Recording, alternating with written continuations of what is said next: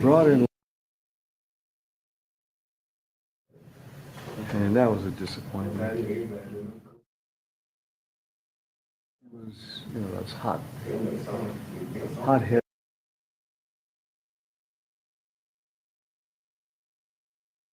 Marty, I mean, just.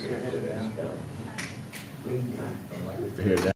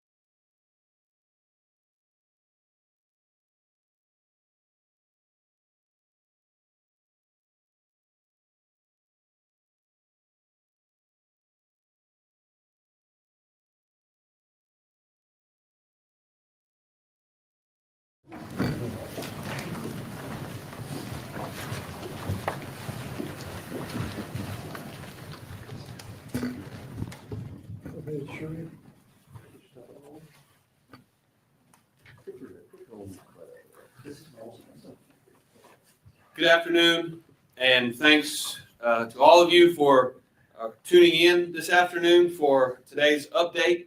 The state of Mississippi continues to work closely with county, state, federal, and private sector partners to respond to the severe winter weather impacting our state. Sadly, today I have 4 more deaths have been reported, 1 in Lafayette County, 1 in Panola County, and 2 in Tippah County. This brings the total to 14 statewide during this event. Life safety remains our top priority. The Mississippi Emergency Management Agency has received reports of 223 homes, 10 businesses, 7 farms damaged, destroyed, or affected statewide. Additionally, 20 public roads have sustained major damage, 50 have sustained minor damage, and 12 have been destroyed. 2 bridges have sustained minor damage. Those numbers are expected to rise as damage assessments continue. We currently have 79 warming centers open in 44 counties throughout the state. The Mississippi Department of Transportation continues to work and clear problem areas on I-55, I-22, I-69, I-269, I-302, US 72, and US 61. These problem areas obviously are a result of temperatures dropping below freezing last night, with black ice accumulation and moisture refreezing on the roadways. The Mississippi Department of Public Safety and the Mississippi Department of Transportation are opening portions of I-55 North incrementally as our DOT crews continue to advance towards the Tennessee state line. I encourage you to monitor MDOT and DPS media alerts for the latest updates on road conditions. At this time, I want to just show you, when I talk about a whole of government approach, I want to show you a video of the Mississippi Department of Transportation, the Mississippi Department of Public Safety protecting those road workers, and the flight here is from the Mississippi National Guard. As you can see, the roadway is improving, but we still have more work to do.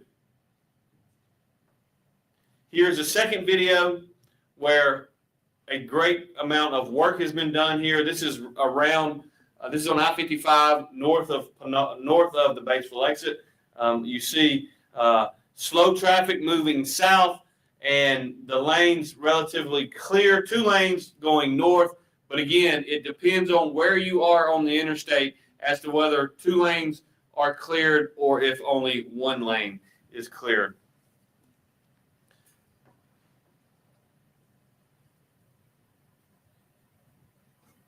This obviously is at the 255-mile marker on the interstate. The Mississippi Emergency Management Agency continues to deploy requested personnel and resources to impacted counties. The Mississippi State Department of Health has 3 ambulances and 6 personnel in Yalobusha County and 2 ambulances and 4 personnel in Tippah County to provide emergency medical services as well as to treat and transport patients. The Mississippi Department of Health is also standing up a medical needs shelter with both equipment and supplies in Lafayette County. The Department of Public Safety is deploying extra Mississippi Highway Patrol officers to assist with daily calls.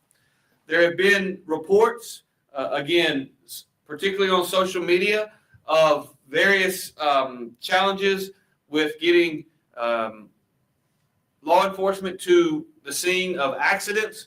Obviously, it is going to be harder for them to get there when the weather conditions are as they are. It's going to be harder for them to get there when there is traffic backed up. But it's also harder for them to get there if you are calling the wrong number. So please, I want to make sure we get this information out.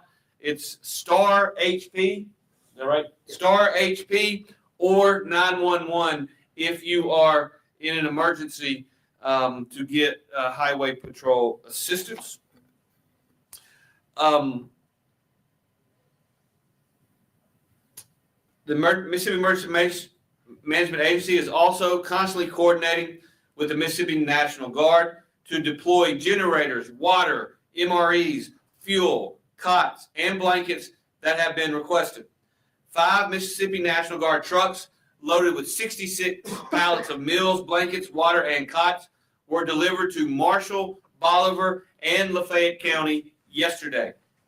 The Mississippi National Guard is flying Chinook helicopters, and we continue to deliver supplies to impacted counties via helicopter.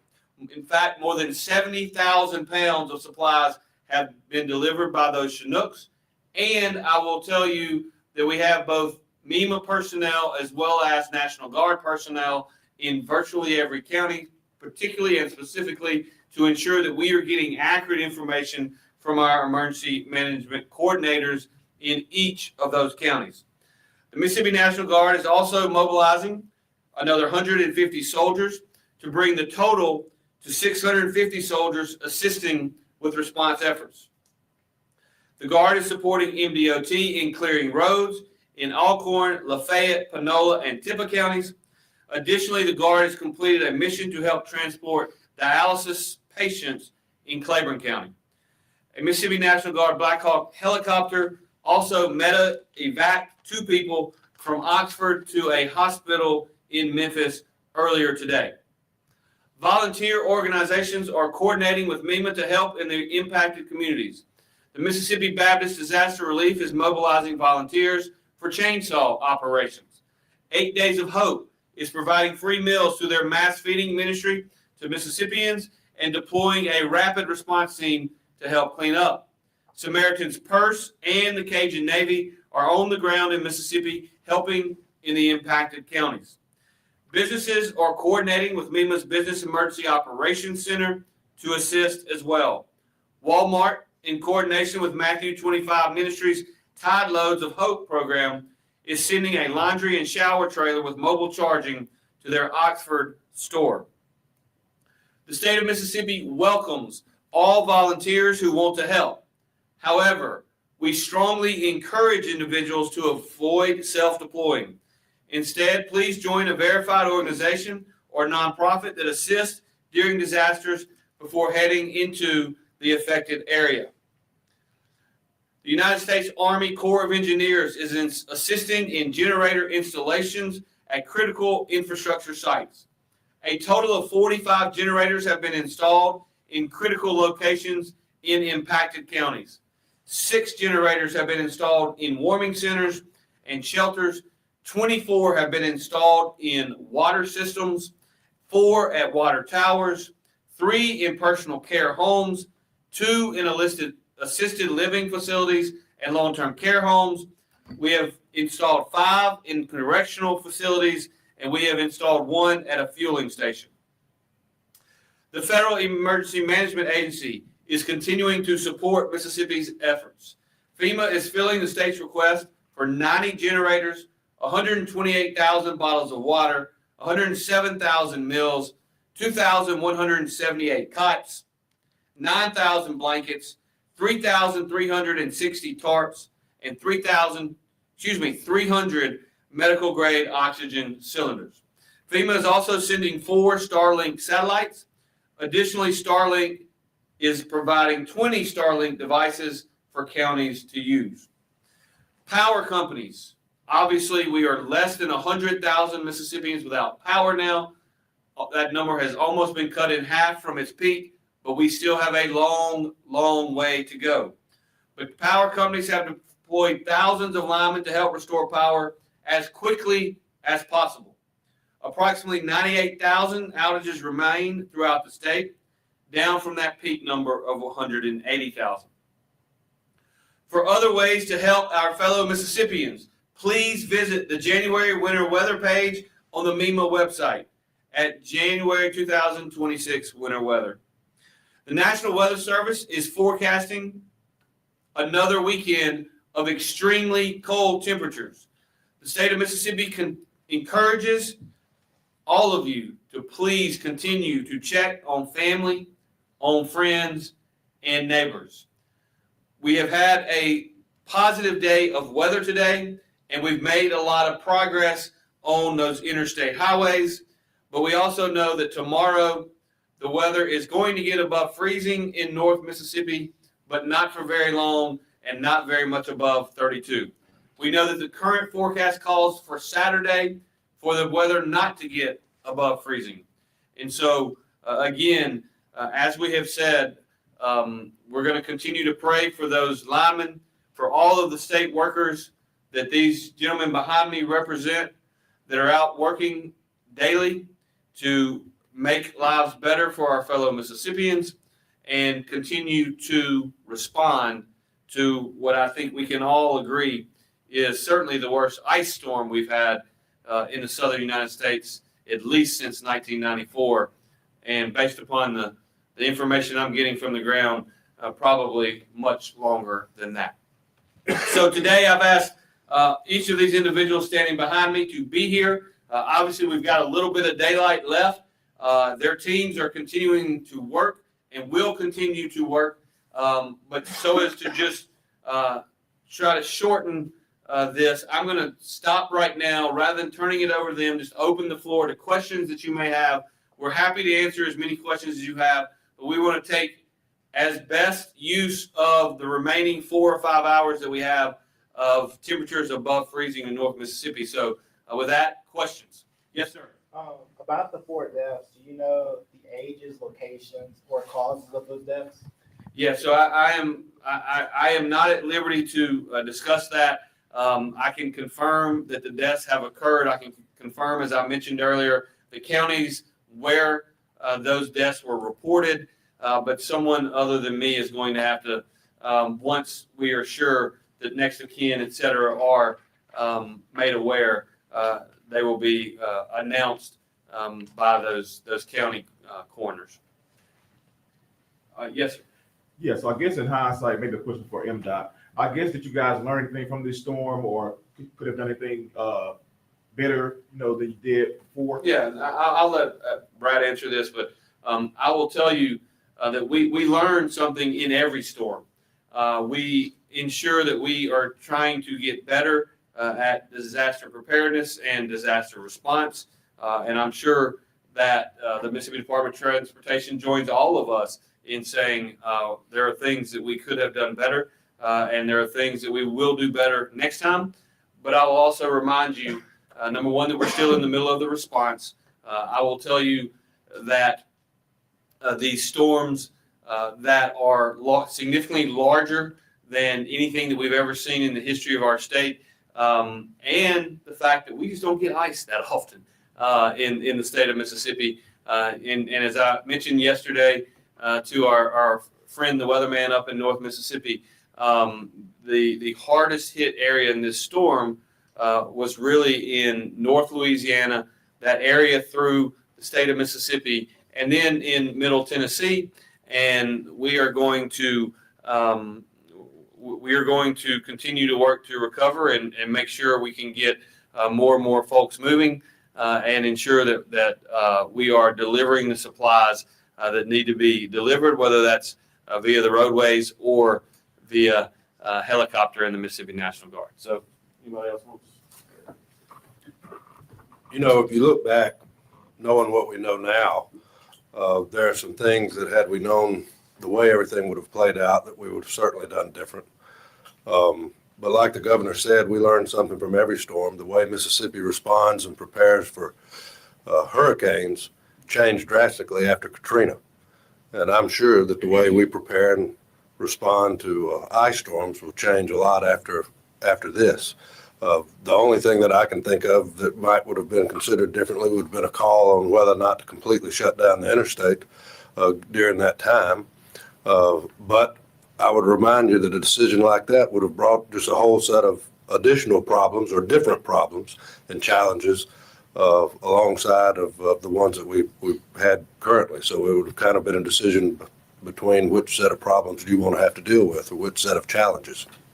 But as with any type of emergency afterwards, I plan to have meetings with our team, our leadership. We'll be going through every step that we did, what information we had, when did we get it, what can be improved upon, what did we find that worked, what did we find didn't work, what additional equipment might we need, what additional materials, how could you store that and down here. But so there'll be a time to review all of that and make sure that we review our notes and make sure that the next time that what lessons there were to be learned, that we take advantage of that. Yes, sir. Just to follow up to that question, so how would you, with all the resources you all have had come out, how would you grade the state's response to the storm? We're in the middle of response mode right now. I'm not going to give a grade. I will tell you there are literally hundreds and thousands of Mississippians right now out in the field that are working their ass off, and I would give them an A+ for doing it in very difficult conditions. And I will just tell you, every time I am out and about in the field, I told this story yesterday when I sat there and looked in the faces of those that hospitalists and those nurses in the Tippah County hospital yesterday. It just made me proud to be a Mississippian, because they were standing up and they were doing whatever was needed and whatever was necessary to help their patients. And so again, there'll be plenty of time for Monday morning quarterback. I hear it. We just got done with college football season, and every Monday morning I hear people talking about how the quarterback should have been better, or we should have put in the second string quarterback, or we shouldn't have played the second string quarterback. There'll be plenty of time for that, but that time's not really right now, because we're still literally in response mode. General Ginn, I feel fairly confident, has people up in the air in helicopters right now delivering supplies. He has people on the ground. MEMA has folks moving supplies. And so I just want to thank those individuals that are working extremely hard to get that done. Yes, ma'am. Alex in Mississippi today has a Awesome. question. Thank you, Governor. I was just wondering, in terms of the water system struggles that are going on right now, are you able to say either just which major water systems are offline at this moment, or just how many water systems right now are struggling or offline or any information like that? Yeah, so I don't know if I said this earlier or not, and I may not have the specific numbers here. We did have, in our coordinated call and meeting right before this press conference, we did have a representative of the Mississippi State Department of Health, which obviously is the expert when it comes to water systems. And I forget the exact numbers, although I will make sure that you get this. There are somewhere in the neighborhood of 20 to 26 different water systems that have a generator of some kind that are pumping water to help them stay on. And I'll just have to get you those specific numbers because I don't have them in front of me.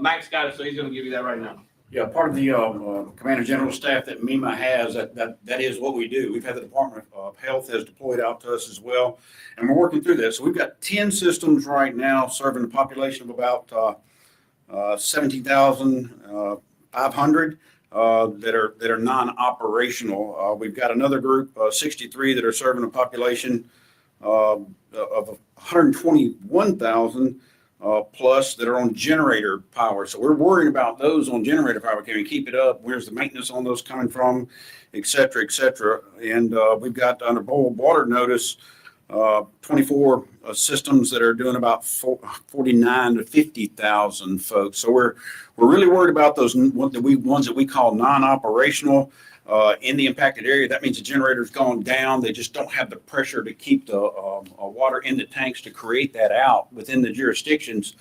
So that's the ones we're concentrating on. We've been hitting home runs with those 45, 46 generators, putting them on those systems to get them out of that non-operational, as we call it, status. So what we are identifying the ones that are just under restriction that are on generator, we worry about those. Those become a special class of systems out there. And the boil water notice, the ones that are doing that, it is inconvenient, but you still have water flowing in your house and you're able to do that. And the Department of Health is ready to do testing. Talked to that gentleman today that's on our team. He's here with us and he's able to identify those. We're making personal phone calls to each water system within the state, and he's the one racking and stacking that information for us so we can be ready to jump ahead of a problem before it gets into that bad category. Thank you, Governor. Thank you. And let me just add one more thing to that, because I think it helps you get a perspective of what we're dealing with. Matt talked about the number of water systems in which we are personally engaged. I would just point out that I know for a fact that one of those is in Rolling Fork, Mississippi, and one of those is in Tippah County, Mississippi, which are a couple hundred miles apart. So that just kind of gives you a perspective of the size and the severity of this storm and how many counties, up to 51 now in our state, that have been impacted by this severe weather event. Yes, ma'am. Alex has a follow-up. Okay. Thank you again. I understand that FEMA is looking at raising the threshold for public assistance qualification for different states, including Mississippi. I'm just wondering if there's any concern that that raised threshold could impact possible assistance for this disaster. No, I don't think we have any. We're not going to have any.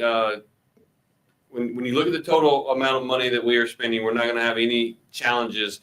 I don't believe meeting whatever the threshold may be, because this is a once every 30-year storm. And so, look, we've been in constant contact with our partners at FEMA. We have multiple members here in this EOC. We have multiple members of FEMA at Camp McCain embedded with our Mississippi National Guard team.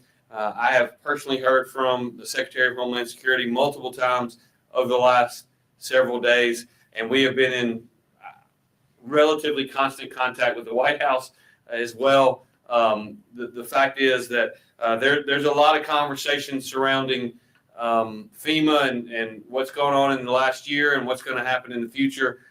We have laws in place and we're operating under the system.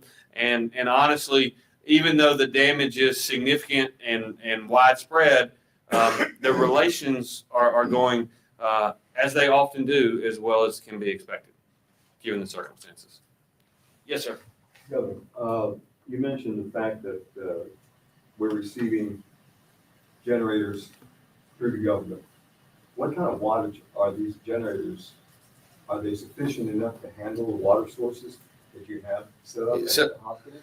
I mean, how big are these things? Well, and it's a good question, and it's one that we actually have to ask pretty regularly to those who are requesting generators, because the answer to your question is, what is the wattage, et cetera, and the answer to your question is yes. Whatever is needed is what we have available, but it is incredibly important that when someone asks for a generator, that they are exceptionally specific as to exactly what they need. And so, that's one of the challenges that we had early on Monday. Everyone here and everyone in my office were getting calls. I need a generator. Well, that's good. We want to try to get you one. We've got generators either here or en route, but you've got to be specific as to exactly what you can need, what you can take. And I will tell you that has gotten much better over the last 24 to 36 hours, because if you're not specific, there's no way we can't send a helicopter with one generator up to wherever the warming center is, or wherever the water system is, or wherever the long-term care facility is, until we know exactly and specifically what is needed. I don't know if anyone wants to speak to any specifics. I got it. We've got some specialized teams along with the National Guard coming out of UAC, the Corps of Engineers, and these teams we put all the way up into Tupelo. So we pushed them farther into the state, closer to the action, because Brad did a great job. We're able to get some teams up there in the helicopters. So they go out as a specialist team and say, can that building or can that facility even take a generator? In some cases, they cannot. We're not going to burn down a nursing home or whatnot. If it can't be done safely, then we're going to have to move that entire. That's where the Department of Health comes in and others. So we actually go out, look at them, gauge them to make sure we can. Then we have the right generator doing the right job. Some water systems say they need 3 generators. Well, they don't need one except for got 4,000 watts, because they're just creating more pressure. It's just a pressure pump. They're not running an entire pump to throw the water up into the bigger holding tanks and whatnot. So great question. So that's where when we made our request to FEMA, I said I want a myriad of generators on those trailers. When they come down, I want 30 of different sizes. Got that 30, got the next 30, got the next 30. So we're right sizing those to where they need to go, because I don't want to waste 140 kW on one that only needs that little smaller one. So thank you for your question. And we do have the specialized teams that are doing that. And that might take us a little bit longer, but the right thing in the right place, and it'll last. And also that allows us, we're filling them. We know the burn rates on every one of those generators. So we know we need to fill them every 8 hours. We need to fill them every 12 hours. And then when we're going to shut it down to do some maintenance, change the oil and get it right back up and running. And if something happens, we've got one to replace it. So that's the long term, that back end, that last mile that's got to be considered when you're getting into some of that permanent power. You good? Yes, sir. Yeah, so when it comes to self-reporting damage, I know some people are still without power. Will those deadlines be extended for those who can't report right now? So from the date of this declaration, which was emergency measures, we have 30 days. But of course, this is our operational period was, I think the first time we said, oh, it's going to be 2 days, 23 or 24, 25. Guess what? This is 27. So this operational period is not closed. FEMA and MEMA said, now we're the 23rd to the 27th. So we're moving this date until we get out of emergency response mode, life safety. We hit recovery mode. That's the day. That's when it'll start. At that time, we'll bother people and say, hey, you can report your damages online. You can take a picture. We have that system to be able to do that and fill it out. But right now, just life safety, food, keep warm, water, that's what we're going to do. So that line's keep it moving. Thank you. Yes. What about the supply chain distribution? So now I know Kroger and Clinton, their shelves were empty, some stores up Oxford and Clinton. How's the supply chain going with some of the roads being closed? Yeah, I mean, look, we've talked a lot about roads in Mississippi over the last 24 to 48 hours, and with good reason. But I was just seeing before we came out here earlier today, I-40 west of Memphis in Arkansas was shut down for a long period of time. There was an 18-wheeler that got caught in the ice and jackknifed. We're seeing that all over the country right now, certainly all over the South. And because of that, it is disrupting some of the supply chains. And so I think that I certainly can't speak specifically to what that is doing to specific restaurants or specific grocery stores, but we're certainly seeing some of that here in our state and around the South. Yes, sir. And another question. One of our viewers called us that they are in the Montgomery County or Antilla counties, and they said they've been hit hard, but they haven't seen any help or where it's coming from. Have y'all been in those counties? So Montgomery County and I presume Attala County, which would be the Kosciuszko area. Yes, we have been in those areas, and we have a specific generator that we have put in. Multiples. And so, yeah, the answer is yes. And look, we are working and coordinating with all of the local county emergency management personnel. And as requests are put in, we are trying to first verify the need for those requests, and then and being good stewards of this particular generous declaration made by the president, but also getting help to the people who need it. Yes, sir. You mentioned federal involvement.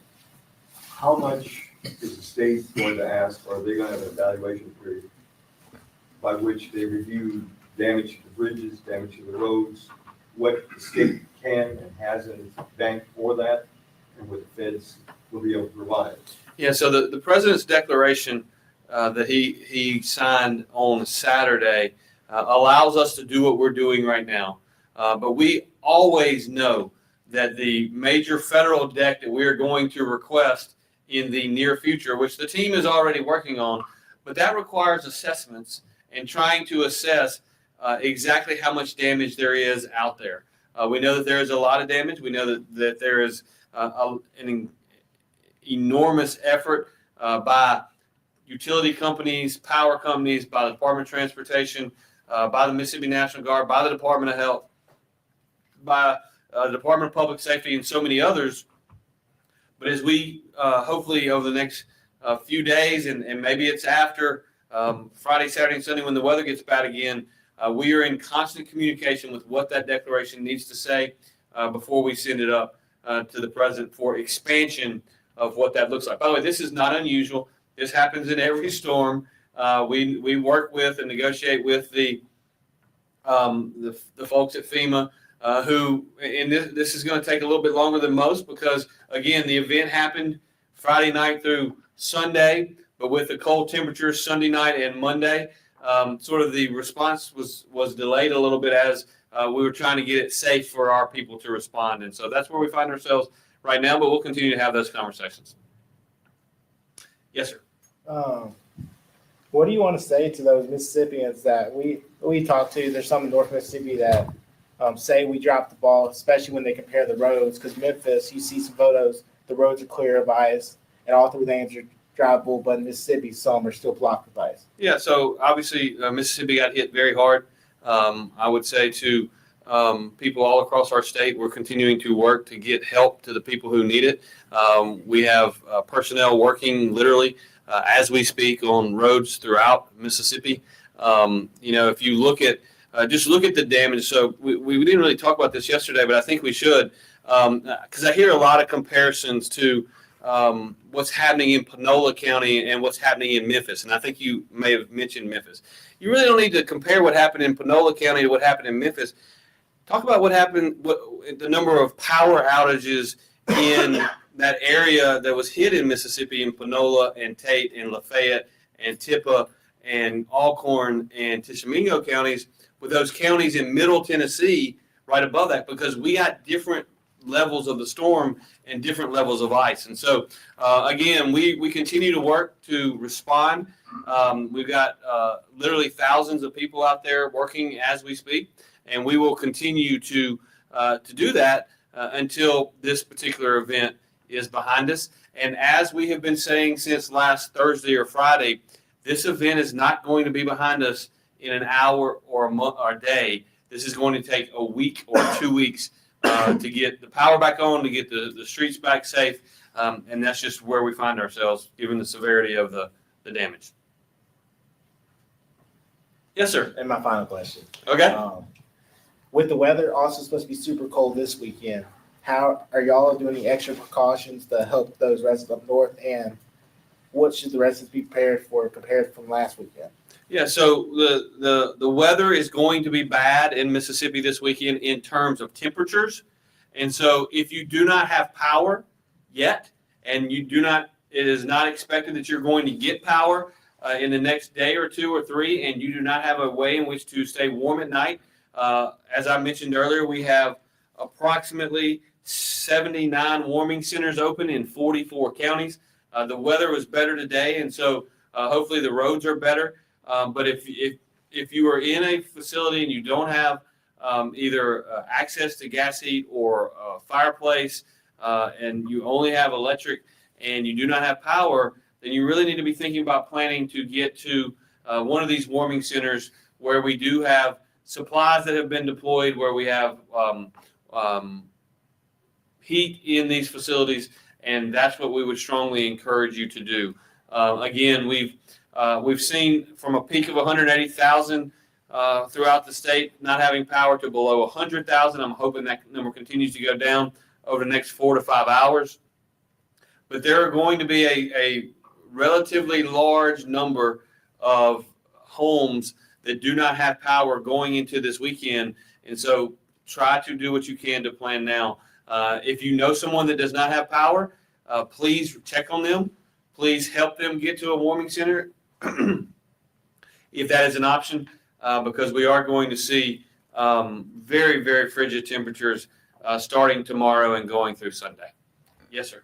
The Department of Public Safety obviously has been doing yeoman's work in the field. How are they working their hours with them perhaps having full-time staffs out there? What kind of manship or problems do they have, or have they made adjustments for this conflict? Yeah, I'm going to let Tad, who is the Colonel of the Mississippi Highway Patrol, answer this question because he's going to be able to give you specifics. But I will tell you that everyone involved in this response would probably define working full-time a little bit differently than what the average person thinks. There have been a lot of people working around the clock all across the state. But Tad, you want to speak specifically to your troopers? Yes, sir. I can tell you what we've done. So we've utilized the state troopers along with our commercial transportation officers. We have about 40 officers out of shift right now, but mostly up north, Panola, Tate, the problem areas that you see. We have 12-hour shifts, so I have 40 officers going from 6 in the morning to 6 at night, and then I got them all night. So there'll be at least 40 officers on those highways all night tonight and for the foreseeable future, as long as the governor and MDOT lets us know that we need them. So they'll be out there. Thank you, Colonel, and thanks to everyone for joining today. We sincerely appreciate y'all covering these press conferences. It is incredibly important that we get information out to our fellow citizens. We continue to pray for Mississippi, and we ask that you do the same. Thank you all, and God bless.